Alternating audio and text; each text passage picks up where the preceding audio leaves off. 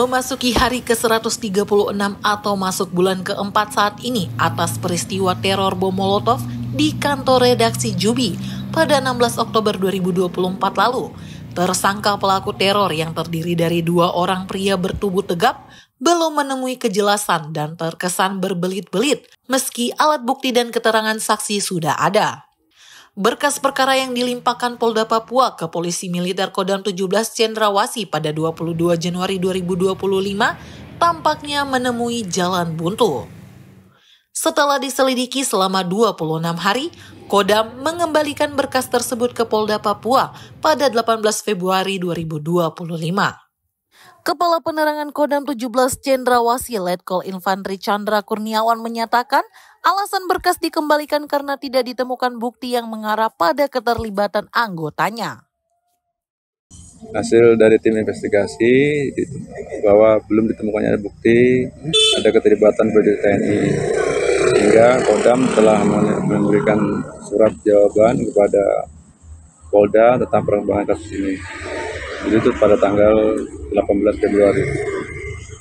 Tapi pada intinya kita akan menindaklanjuti setiap perkembangan situasi. Apabila dari polisi diminta, kita akan bantu proses semuanya itu agar jelas. Menanggapi pengembalian berkas perkara ke Polda, Kuasa Hukum Koalisi Advokasi Keadilan dan Keselamatan Jurnalis di Tanah Papua, Gustaf Kawer, menilai kedua institusi seolah sedang mempertontonkan ketidakseriusan mereka dalam mengungkap pelaku teror terhadap Jubi dan insan pers secara umum. Jika serius dan ada niat baik, kata Gustaf, kedua pelaku harusnya sudah ditahan dan diproses hukum. Pasalnya, alat bukti dan saksi yang dibutuhkan menurutnya sudah terpenuhi. Bahkan, keterangan lebih dari satu saksi telah menjelaskan apa yang dilihatnya saat peristiwa hingga mengikuti pelakunya ke arah kompleks milik institusi keamanan di Kota Jayapura. Nah, sekarang kalau mereka serius, sebenarnya dari bukti yang ada itu, proses penyelidikan yang awal dari polisi lakukan, itu indikasi kuat sudah ada. Kita lihat dari 9 saksi yang diperiksa. Nah, 9 saksi yang diperiksa itu bahasa dari Kodam sendiri, juga Polda ada saksi kunci. Nah, saksi kunci di sini dia melihat jelas itu cara, dia tahu betul dia tahu betul cara 2 pelaku dari institusi TNI itu. Sebutkan namanya jelas, gitu. Kemudian ada saksi lain juga yang tahu setelah teror itu mereka masuk ke kompleks perumahan Denintel. Itu jelas ada di situ. Ditambah dengan saksi lain juga yang mendukung. Itu konstruksi saksinya sudah cukup.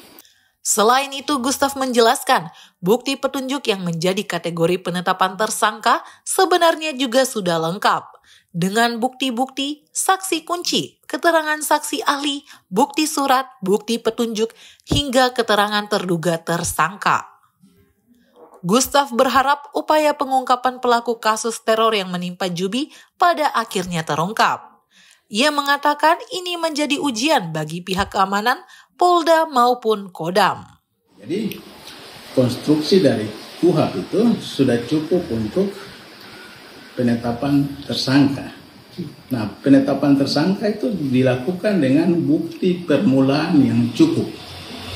Bukti permulaan yang cukup itu kategorinya ada bukti saksi prajurit, terus bukti keterangan ahli ada, bukti surat, bukti petunjuk, keterangan terdakwa dan keterangan terdakwa tersangka atau barang bukti. Nah, kalau kita konstruksi ini saksi ada, kemudian barang bukti ada, bukti-bukti lain ada. Ini berarti sudah cukup. Ini yang tegas kita katakan bahwa sebenarnya mereka hanya tidak ada keinginan baik atau tidak ada kemauan untuk melakukan penyelidikan.